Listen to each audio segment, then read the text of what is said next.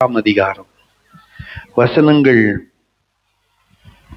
5-13 வரை வாசிக்க கேட்போம். மத்தேயு எழுதின சுவிசேஷம் 6ஆம் அதிகாரம் வசனங்கள் 5-13 வரை எல்லாரும் சேர்ந்து ஒரு முறை வாசிக்கலாம். அன்றியும் நீ ஜெபம் பண்ணும்போது மாயக்காரரை போல் இருக்க வேண்டாம். மனுஷர் காணும்படியாக அவர்கள் ஜெப ஆலயங்களிலும் வீதிகளின் சந்திகளிலும் நின்று ஜெபம் பண்ண விரும்புகிறார்கள். அவர்கள் தங்கள் பலனை அடைந்து தீர்ந்ததென்று மெய்யாகவே உங்களுக்கு சொல்லுகிறேன். நீயோ ஜெபம் பண்ணும்போது உன் அறை வீட்டுக்குள் பிரவேசித்து உன் கதவை பூட்டி அந்தரங்கத்தில் இருக்கிற உன் பிதாவை நோக்கி ஜெபம் பண்ணு. அப்பொழுது அந்த ரங்கத்தில் பார்க்கிற உன் பிதா வெளியரங்கமாய் உனக்கு பலனளிப்பார். அன்றியும் நீங்கள் ஜெபம் பண்ணும் போது அஞ்ஞானிகளைப் போல வீண் வார்த்தைகளை அலப்பாதேயுங்கள். அவர்கள் அதிக வசனிப்பினால் தங்கள் ஜெபம் கேட்கப்படும் என்று நினைக்கிறார்கள். அவர்களைப் போல நீங்கள் செய்யாதிருங்கள். உங்கள் பிதாவை நோக்கி நீங்கள் வேண்டிக் கொள்ளுகிறதற்கு முன்னமே உங்களுக்கு இன்னது தேவை என்று அவர் அறிந்திருக்கிறார். நீங்கள் ஜெபம் பண்ண வேண்டிய விதமாவது,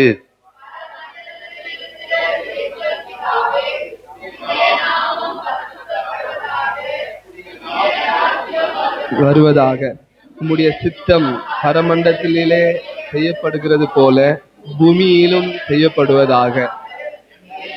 எங்களுக்கு வேண்டிய ஆகாரத்தை இன்று எங்களுக்கு தாரும். எங்கள் கடனாளிகளுக்கு நாங்கள் மன்னிக்கிறது போல எங்கள் கடன்களை எங்களுக்கு மன்னியும். எங்கள் சோதனைக்கு உட்படாமல் தீமையிலிருந்து எங்களை ரட்சித்துக் கொள்ளும். ராஜ்யமும் வல்லமையும் மகிமையும் என்றென்றைக்கும் உம்முடையவைகளே. ஆமேன் என்பதே. ஆமேன். ஹல்லேலூயா, ஹல்லேலூயா. 8ஆம் வசனத்தை ஒருவர் வாசிக்கலாம்.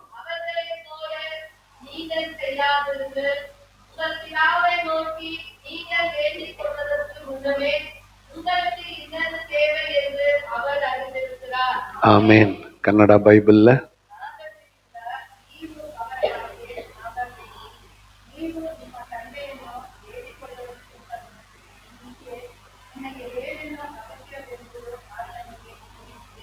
ஆமேன். இங்கிலீஷ் பைபிள்ல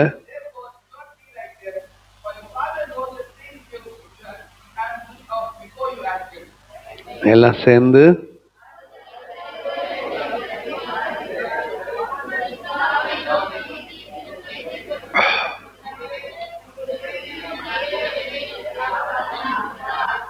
ஆமேன். ஹல்லேலூயா. இந்த நாளிலே ஆண்டவராகிய இயேசு கிறிஸ்துவனுடைய பிரசங்கத்தில் ஒரு குறிப்பை மாத்திரம் எடுத்து அதை தியானிக்க போகிறோம். அவருடைய பிரசங்கத்துல நிறைய குறிப்புகள், மலை பிரசங்கத்துல போன வாரம் கூட ஒரு குறிப்பை தியானித்தோம். இந்த நாள்ல ஒரே ஒரு குறிப்பை எடுத்து அதை குறித்து தியானிக்க போகிறோம்.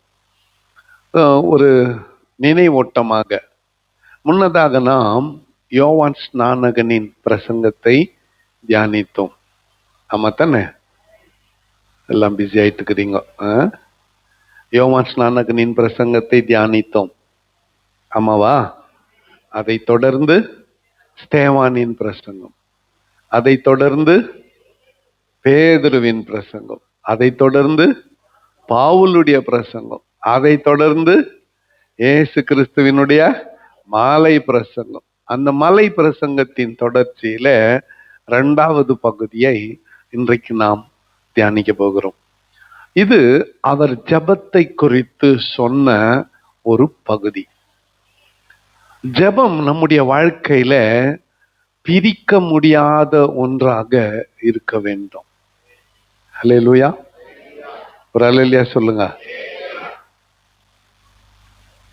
தியாலஜிக்கல் வேர்ல்டுல, இந்த வேதாகம சித்தாந்த உலகத்துல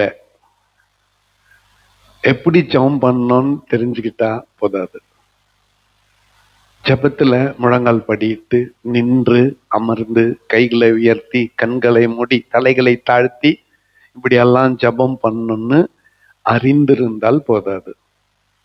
மற்றவர்களுக்காக வகைகளான ஜெபங்கள், கைண்ட்ஸ் ஆஃப் ப்ரேயர், மற்றவர்களுக்காக பரிந்து பேசுகிற ஜெபம், மன்றாட்டின் ஜெபம், பாவ மன்னிப்பின் ஜெபம் என்று ஜெபத்தை குறித்து 1000 தலைப்புகள் நீ அறிந்திருந்தால் போதாது. Unless you pray, it means nothing to you. நான் சொன்னது புரிஞ்சுச்சா? நீ ஜெபித்தால் ஒழிய ஜெபத்தை குறித்த அறிவு உபயோகம் இல்லை.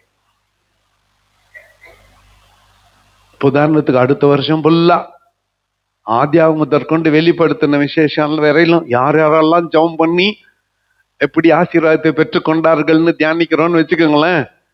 டிசம்பர் மாசம் கடைசி ஞாயிற்றுக்கிழமை வந்துட்டு எல்லாரும் ஜெபம் பண்ணதையும் கேள்விப்பட்டோம். ஆனா ஒரு நாள் கூட நான் ஜெபிக்கலன்னா ஒரு வருஷம் ஃபுல்லா ஜெபத்தை குறித்து தியானித்தது சொல்லுங்க வேஸ்ட். இப்போ இயேசுநாதருடைய ஜெபம் நமக்கெல்லாம் அவர் கெத்செமனே தோட்டத்திலே, பிதாவே இந்த பாத்திரம் என்னை விட்டு நீங்க கூடுமானால் நீங்கும்படி செய்யும். அவருடைய வேர்வையானது இரத்த துளிகளாக நெத்தியிலிருந்து விழுந்தது. அப்படிப்பட்ட ஒரு ஜெபத்தை ஜெபித்தார். சரி, அதை குறித்து வியாக்கியானம் எல்லாம் தெரியுது. நீ கடைசியா எப்போ ஜெபிச்ச? இந்த கேள்வியை உங்க முன்னால வச்சுட்டு தான் இந்த பாடத்தை, இந்த பகுதியை நான் தியானிக்க விரும்புகிறேன். When did you last prayed? கடைசியா நீ எப்போ ஜெபம் பண்ண? இன்னைக்கு காலையில எழுந்ததுமா? அது மாமல் கடமைக்கு. இல்ல பிரேக்ஃபாஸ்ட் டைம்ல அது சாப்பாட்டுக்கான ஜெபம். ஜெபம்னு சொல்றதோட மந்திரம் அது. இயேசுவின் நாமத்தில் ஆசீர்வாதம். நிறைய நேரத்துல பாதி சாப்பிட்ட பிறகுதான் ஜெபம் பண்றோம். பல வேளைகள்ல கை கழுவுறத்துல தான் ஆண்டவரே இந்த சாப்பாட்டை கொடுத்ததுக்காக நன்றி. ஏன்னா ஆரம்பத்துல மறந்துட்டோம் அத. When did you last prayed? கடைசியா எப்ப ஜெபம் பண்ண? அந்த டெஸ்பரேட் ப்ரேயர், அந்த கண்ணீரோடு கூடிய அந்த ஜெபம் கடைசியா எப்போ? அந்த முறை அவர் கண்டிப்பா கேட்டிருப்பார். அந்த முறை அவர் கண்டிப்பா கேட்டிருப்பார். இதை உணராமல் நம்முடைய வாழ்நாளை அப்படியே கழித்து கொண்டு இருக்கிறோம்.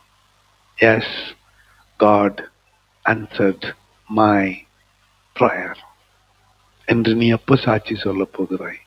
ஆமா, கர்த்தர் என் ஜெபத்தை கேட்டார். எப்ப சொல்ல போற? இந்த மாசம் கடைசியில 28ஆம் தேதி ஞாயிற்றுக்கிழமை தேங்க்ஸ் கிவிங்ல ஒரு வாய்ப்பை உங்களுக்கு ஏற்படுத்தி கொடுக்க விரும்புகிறேன்.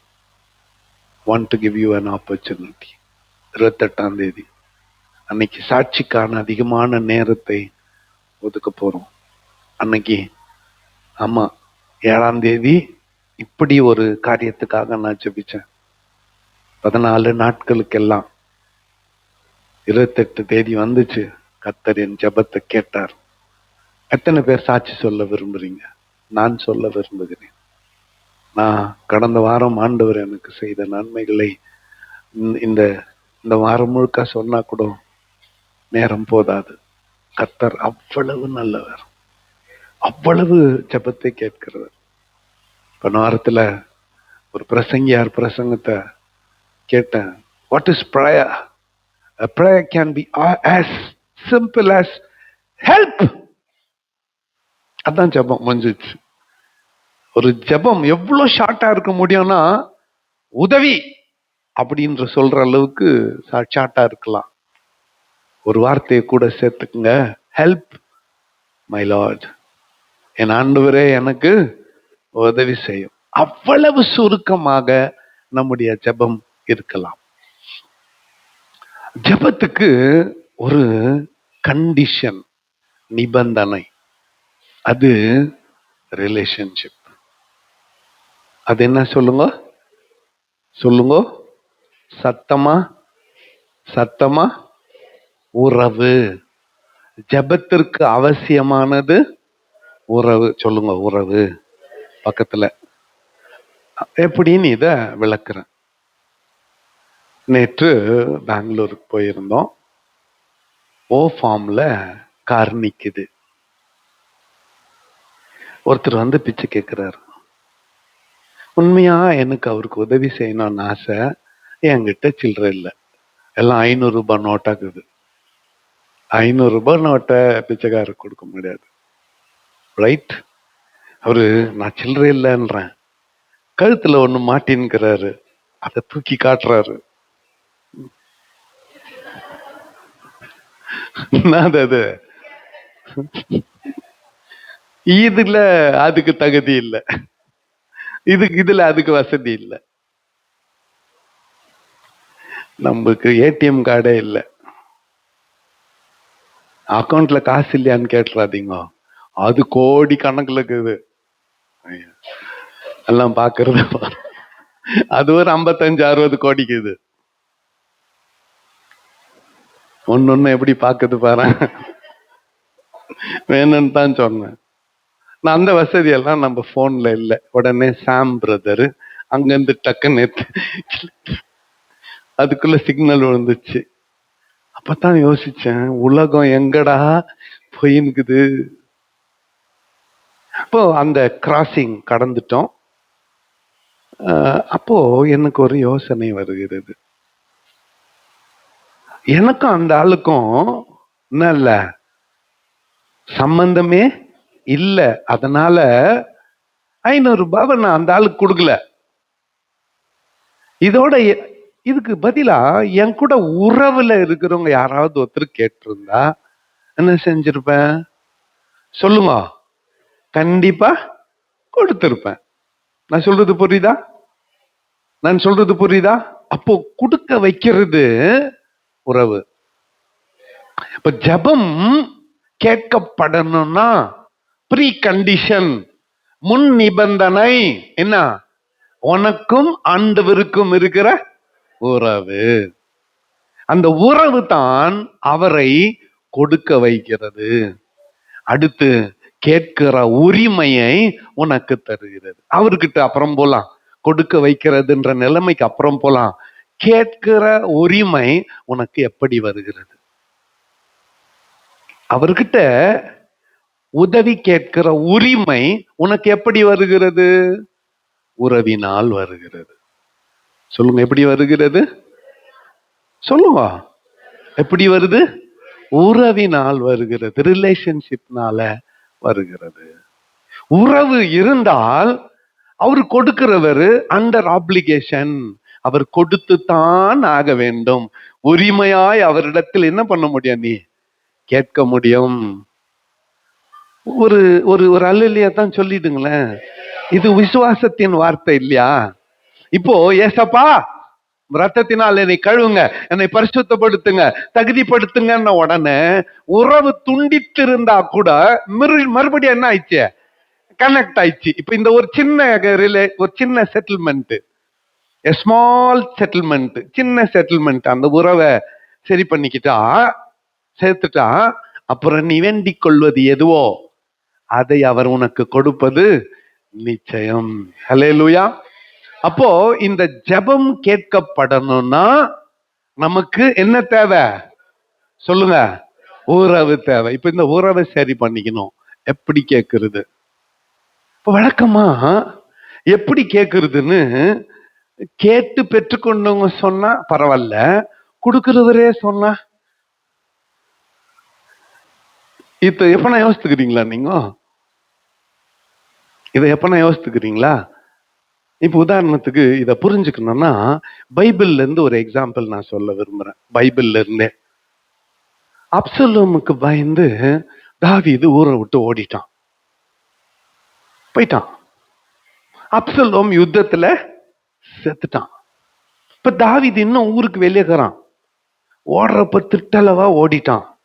இப்போ வர்றப்போ அப்படி திட்டளவா வர்றதுக்கு ராஜாவுக்கு இஷ்டம் இல்லை. என்ன சொன்னா, என்ன மேல தாளத்தோட என்ன என்ன பண்ணுவாங்க, ஊருக்குள்ள கூட்டினுவாங்க அப்படின்ட்டு சீக்கிரட்டா ஒரு மெசேஜ் அனுப்புறான். யாருக்கு அனுப்புறான்? அவனுடைய சொந்த குடும்பமாகிய யூதா குடும்பத்துக்கு அனுப்புறான். யூதா கோத்தே, மற்றவங்க முந்திக்கிறதுக்கு முன்னால நீங்க முதல்ல வந்து என்ன கூட்டின்னு வந்துருங்கடான்றான்.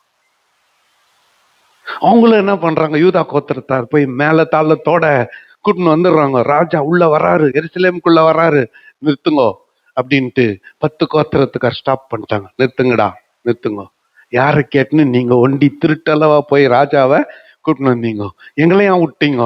அண்ணன் தம்பிங்களுக்குள்ள சண்டை. ஆண்டவர் தாவீதே மூட்டி விட்டான்.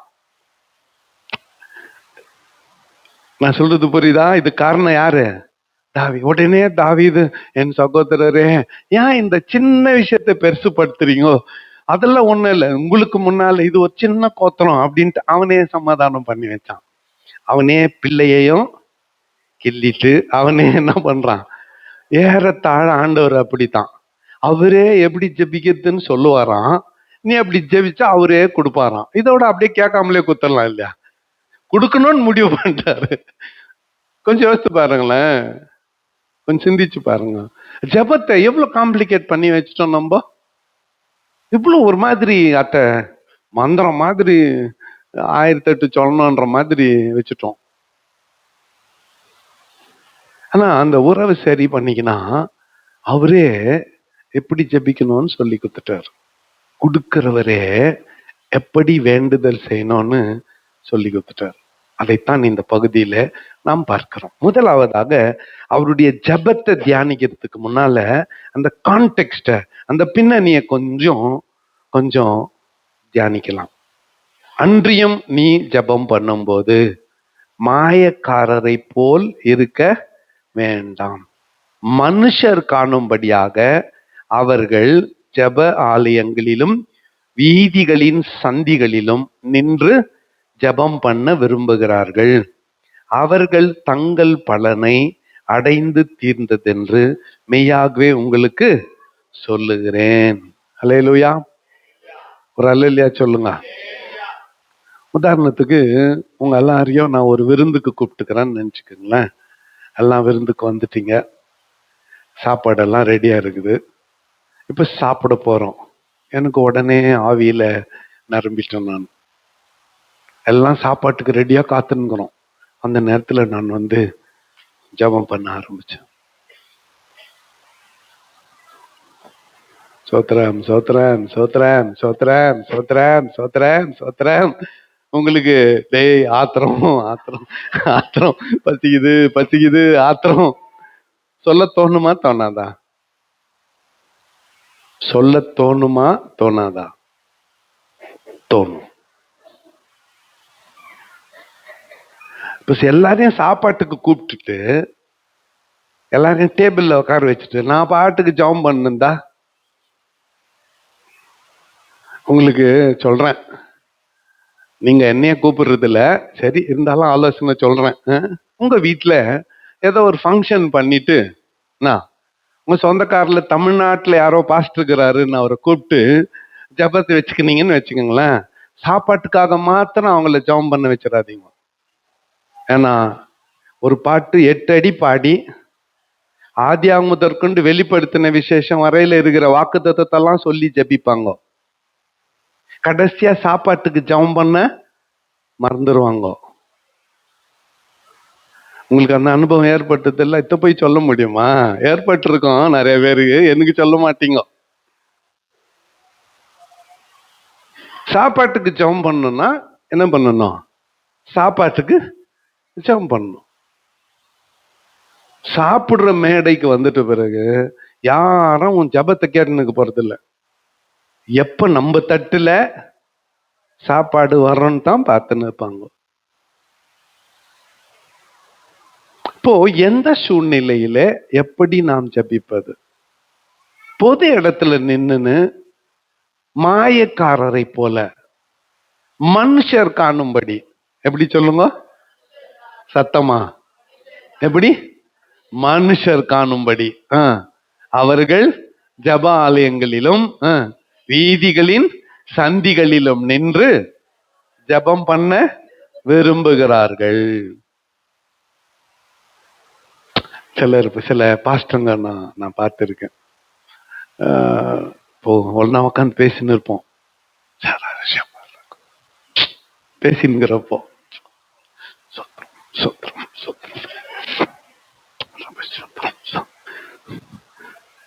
ஜபனா என்னான்னு தெரியாத ஒரு புறஜாதியான் வந்தா இவனுக்கு வலிப்பு வந்துட்டுக்குதுன்ட்டு சாவியத்துன்னா குத்துருவான். எப்போ ஜபம் பண்றது?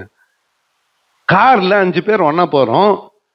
வண்டி ஸ்டார்ட் பண்றதுக்கு முன்னால் அன்புள்ள ஆண்டவரே இந்த பயணத்தை ஆசீர்வாதம் சுகமாய் கொண்டு வரோம். விட்டு செல்லுகிற குடும்பத்தோடு பிள்ளைகளோடு சபை மக்களோடு இருந்தாலும் எந்த ஆபத்தும் நேரிடாமல் பாதுகாத்து எங்களை கொண்டு வரோம். இயேசுவின் நாமத்திலே பிதாவே முடிஞ்சிச்சு. போடுறா பாட்ட. பயணம் மகிழ்ச்சியா இருக்கணும். கார் ஓட்டிக்கணும். 5 பேர் இல்லாம ஒண்டியா யாருக்கும் தெரியாத நீ பண்ணியானா அது ஜபம். ஒருத்தர் பார்க்கும்படியாய் உன் பரிசுத்தத்தை காட்டுறதுக்காக சோத்திரம் அல்லேலூயான்னா அது வேஷம், அது நாடகம், அது ஜபம் இல்லை. Please note it down. சர்ச்சுக்கு வந்தீங்க, எனக்கு ஒரு ஐயாவை தெரியும். அப்பதான் ஜபம் பண்ணி முடிச்சிருப்பாரு. அப்புறம் 2 பேர் ஜபம் பண்ணிட்டுப்பாங்க. ஐயா வேன் வரும். ஐயா வேன் வந்ததும் அம்மா பெரிய ஐயா பெரிய அம்மா இறங்கி வருவாங்க. மூப்பர் ஐயா திரும்பி ஸ்டார்ட் பண்ணார். அன்புள்ள ஆண்டவரே உம்மை நன்றியோடு துதிக்கிறோம். எங்கள் தலைமை போதகருக்காக உமக்கு நன்றி ஐயான்னு.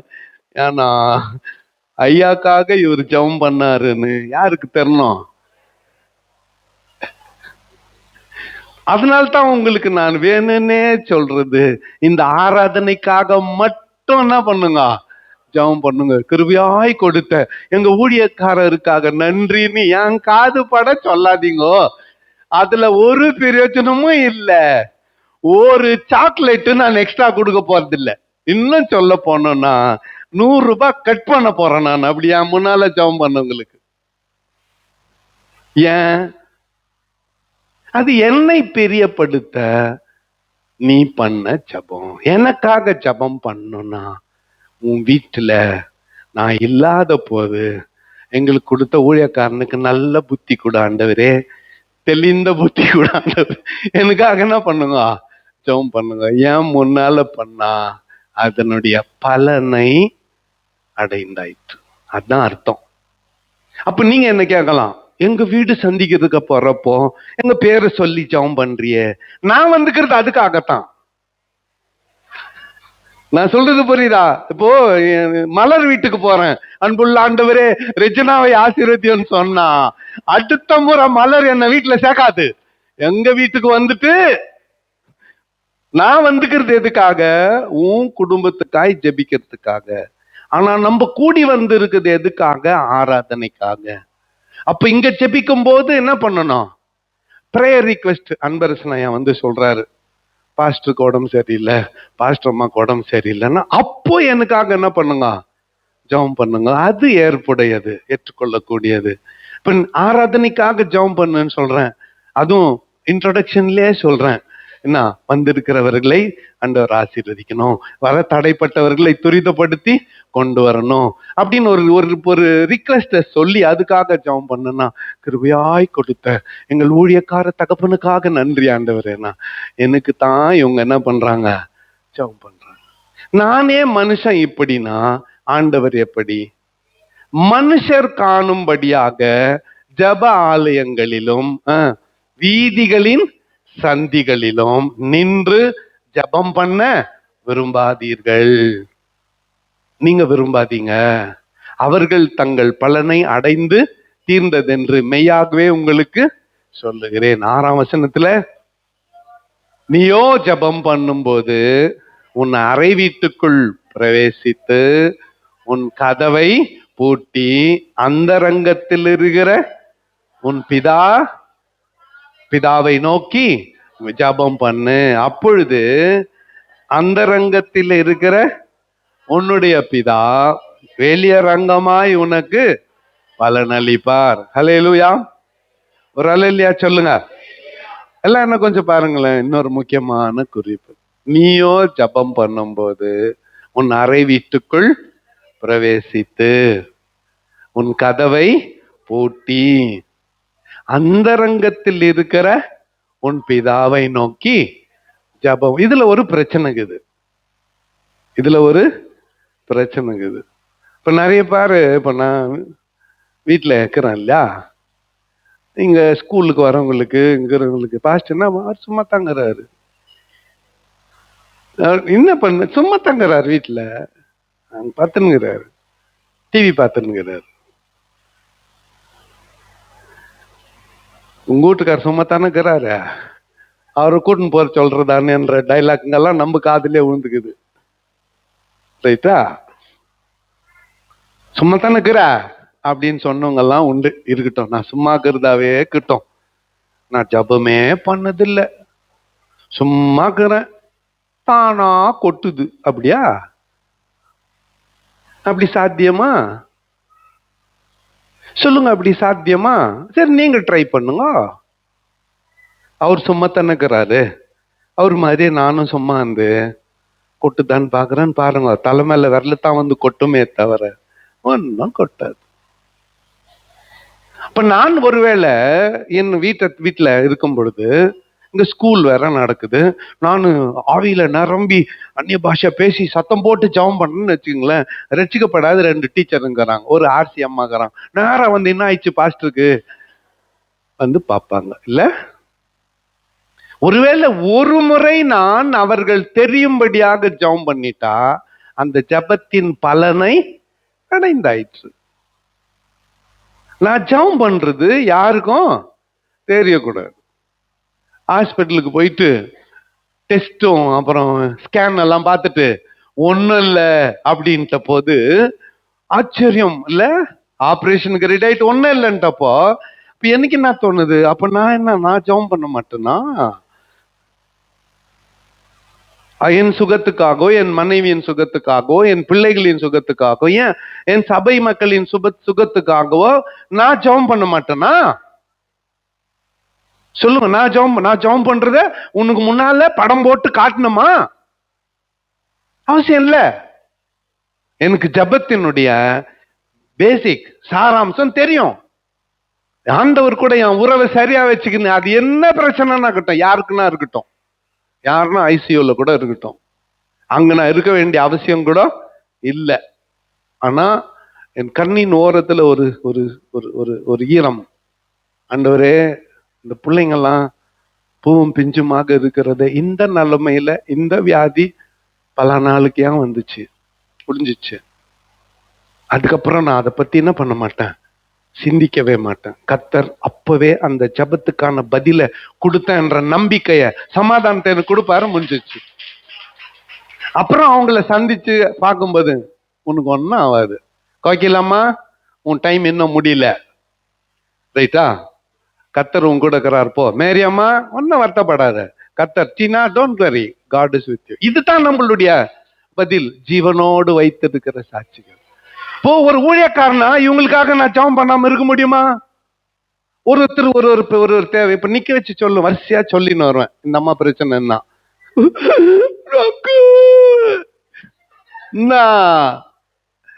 ஒன்ன கவலைப்படாத, நாக்குறேன். ஏசப்பாக்குறாரு, இருந்தாரா? ஏசப்பா கூட இருந்தாரா? பக்கத்துல சாட்சியோட வேற. இதுதான் கர்த்தர் ஜெபத்திற்கு பதிலளிக்கிற விதம். This is how God answers our prayer. இதுக்கு படம் போட்டு கேமராவை திருப்புங்க, அப்படியே நான் ஜெபம் பண்ற மாதிரி, உடனே பின்னால ஸ்டோரி, டாக்டர் இப்படி சொல்லிட்டாங்க, முடிஞ்சிச்சு, அப்படியே ஆவேசமா கிடியன் எல்லாம் வந்து சாட்சி எல்லாம் சொன்னாங்க, அப்படியே உடனே ஒரு டாக்குமெண்ட்ரி ரெடி பண்ணி போடு யூடியூப்ல. நெக்ஸ்ட் டைம் ஆண்டவர் ஜெபத்தை கேட்க மாட்டார். போன மாதிரி யூடியூப்ல போட்ட உலகத்துக்கே சொல்லிட்ட இல்ல, நெக்ஸ்ட் டைம் கேட்க மாட்டேன். ஏன்னா நீ என்னை மகிமைப்படுத்தவில்லை, யூடியூப்ல நீ ஜெபம் பண்ணதுனால சுகம் கிடைத்ததுன்னு காட்டிட்ட, அதனால நெக்ஸ்ட் டைம் நீ ஜெபம் பண்ணாதன்னுடுவாரு. நான் சொல்றது புரியுதா? ஆண்டவர் நம் ஜெபத்தை ஒருத்தரையும் சொல்லணும் வர முடியும், ஒரு கேஸையும் சொல்லின்னு வர முடியும். இப்படித்தான் ஆண்டவர் நம்மை வழி நடத்தி கொண்டு வந்திருக்கிறார். இப்ப நம்முடைய ஜெபம் அந்தரங்கத்தில் ஏற்படுத்தப்பட வேண்டும். Pray in secret. அந்தரங்கத்துல ஜெபம் பண்ணு. அப்பொழுது அந்தரங்கத்திலே பார்க்கிற உன் பிதா வெளியரங்கமாய். அடுத்து முக்கியமான வசனம் 7ஆம் வசனம். அன்றியும் நீங்கள் ஜெபம் பண்ணும்போது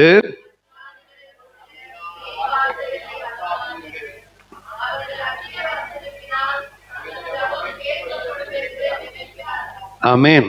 இது நம்மளுக்கு ஒரு சவால். நீண்டதொரு ஜெபம் பண்ணா கர்த்தர் ஜெபத்தை கேட்பாருன்னு ஒரு வழக்கம். ஒரு என்னத்துக்கு அதை சொல்லணும், எல்லாருக்கும் தான் தெரியுமே. எனக்கு ஒரு ஃப்ரெண்டு பாஸ்டர் சத்தியமூர்த்தி, மாரிக்குப்பத்தில் அவங்க சர்ச் இருக்கும். அவரை எப்பனா சந்திக்க போவேன் நான். அவர் ஃபாஸ்டிங் ப்ரேயர்ல இருப்பார். இரு பாஸ்டர், ஜெபம் ஸ்டார்ட் பண்ணிட்டு வந்துடுவேன் அப்படின்னு.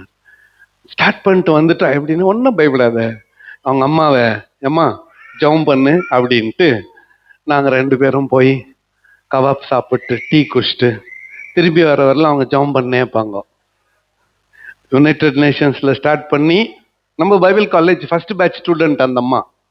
நான் தெரியாத ஒரு முறை ரெஸ்டையா செய்திக்கு முன்னால் அவங்கள ஜெபத்துக்கு விட்டேன். அவங்க பாட்டுக்கு ஜெபம் பண்ணினே இருக்கிறாங்க. அருள்தாசா போனோன்னு அந்த அவர் போய் சினுக்குனாரு, அப்புறமா நிறுத்தினாங்க. ரைட்டா? ஓகே, நீண்டது ஒரு பிரசங்கம். அதனால ஜெபம் கேட்கப்படும் என்கின்ற எண்ணம் இல்ல. நீ அதிக வசனிப்பினால் ஜெபம் கேட்கப்படாது. அடுத்து எத்தனை வாக்குத்தத்தங்கள் வேதத்தில் இருக்கிறது, அதை சொல்லி ஜெபித்தால் கர்த்தர் கால் வயிறு கஞ்சி ஊத்துவார். இந்த என்ன சொல்லுது பாருங்க, அதிக வசனிப்பினால் தங்கள் ஜெபம் கேட்கப்படும் என்று நினைக்கிறார்கள். நீயோ ஜெபம் பண்ணும் போது அஞ்ஞானிகளை போல வீண் வார்த்தைகளை அலப்பாத. வேணாம். அடுத்த வசனம் பாருங்க, அவர்களைப் போல நீங்கள் செய்யாதிருங்கள். உங்கள் பிதாவை நோக்கி நீங்கள் வேண்டிக் கொள்ளுகிறதற்கு முன்னமே உங்கள் தேவை என்று தப்பகுதுங்க என்று அவர் அறிந்திருக்கிறார். இன்னது தேவை என்று அவர் அறிந்திருக்கிறார். தேவையை ரவுண்ட் பண்ணிக்கங்க. பைபிள்ல நான் பண்ணி வச்சுக்கிறேன். தேவையை ரவுண்ட் பண்ணிட்டுக்கிறேன் என்று அவர் அறிந்திருக்கிறார், அண்டர்லைன் பண்ணிட்டுக்கிறேன். தேவையை ரவுண்ட் பண்ணிடுங்க என்று அவர் அறிந்திருக்கிறார், அண்டர்லைன் பண்ணிடுங்க. சிஸ்டர், கிறிஸ்துமஸ் வருது, எதுக்கும் கவலைப்படாத, உன் தேவையை அவர் சந்திப்பார். ஆசையை நிறைவேற்றுவார்னு சொல்லல, ஆனா எதை சொல்லுங்க, நீங்கள் வேண்டிக் கொள்ளுகிறதற்கு முன்னமே உங்களுக்கு இன்னது தேவை என்று அவர் அறிந்திருக்கிறார். ஆண்டவரே, 1 kg பூங்குழ அரிசி கூட ஆண்டவரேன்னு ஜெபம் பண்ணாத.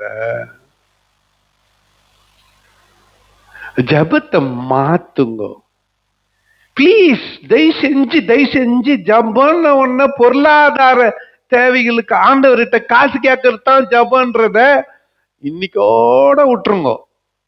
கேட்க வேண்டிய அவசியமே இல்லை. You don't need to ask for.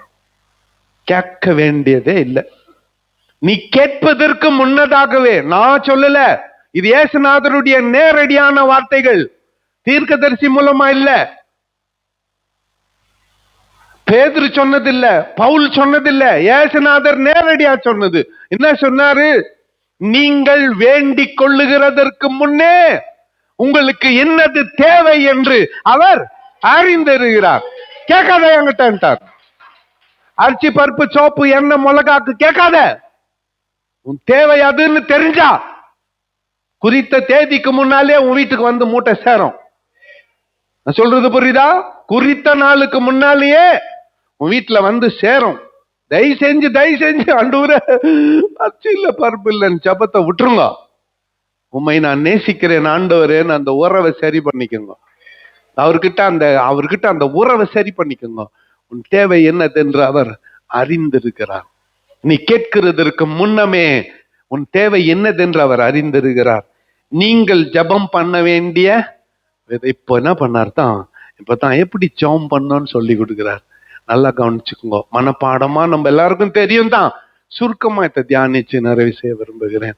நீங்கள் ஜபம் பண்ண வேண்டிய விதமாவது, பரமண்டலங்களில் இருக்கிற எங்கள் பிதாவே, உம்முடைய நாமம் பரிசுத்தப்படுவதாக, உம்முடைய ராஜ்யம் வருவதாக, உம்முடைய சித்தம் பரமண்டலத்திலே செய்யப்படுகிறது போல பூமியிலும் செய்யப்படுவது. இதுக்கு சல்யூட்டேஷன் பேரு, வந்தனம்.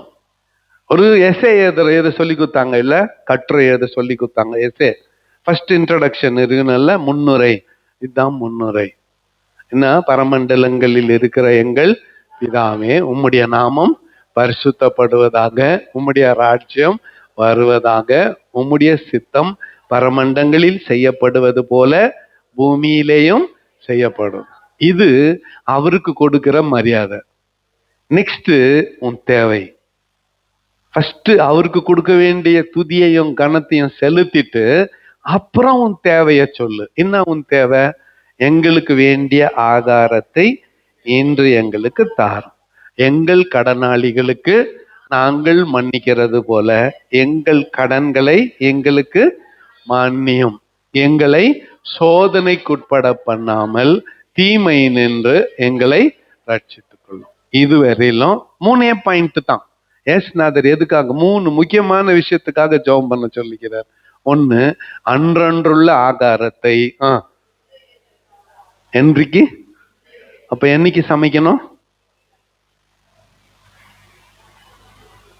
சமைச்சு டிஃபன்ல போட்டு உள்ள ஃப்ரீசர்ல அடுத்த சனிக்கிழமைக்கு, அடுத்த வெள்ளிக்கிழமைக்கு, அடுத்த வியாழக்கிழமைக்குன்னு போட்டுறது இல்ல. சுட சுட சமைச்சு என்ன பண்ணோம்? அப்ப சாப்பிடணும். அன்றன்றுள்ள ஆகாரம், எங்களுக்கு வேண்டிய ஆகாரத்தை இன்று லூக்காலத்தான், அன்றன்றுள்ள ஆகாரத்தை இன்று எங்களுக்கு தாரும். இப்ப என்ன சாப்பாடோ அது தாரும். ஆண்டவரே, அடுத்த புதன்கிழமை சென்னைக்கு போறேன், மத்தியானம் என்னத்தை சாப்பிடுறது? என்னத்துக்கு எங்க ஏற்பாடு பண்ணி வச்சுக்கிறாரோ தெரியாது. இப்ப சர்ச்சு முடிஞ்சதும் என்ன அதை யோசிக்கலாம். இப்ப என்ன அப்படின்னு யோசிக்கலாம். வர வாரத்தை குறித்து, வர மாசத்தை குறித்து என்ன கவலை உனக்கு? இன்று அன்றன்றுள்ள ஆகாரத்தை இன்று எங்களுக்கு தாரும். ஃபர்ஸ்ட் சாப்பாடு. 2வது பாருங்க, முக்கியமான ஒன்று, எங்கள் கடனாளிகளுக்கு நாங்கள் மன்னிக்கிறது போல எங்கள் கடன்களை மன்னி. 2வது நமக்கு தேவையானது மன்னிப்பு, ஃபர்கிவ்னஸ், மன்னிப்பு தேவை. ஆண்டவரே என்ன மன்னிச்சிரும்.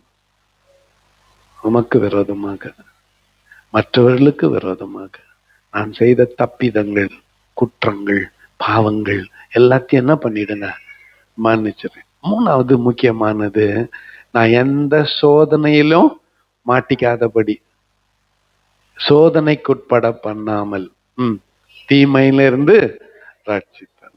எவ்வளவு 3 பாயிண்ட் நிறுத்திட்டார்.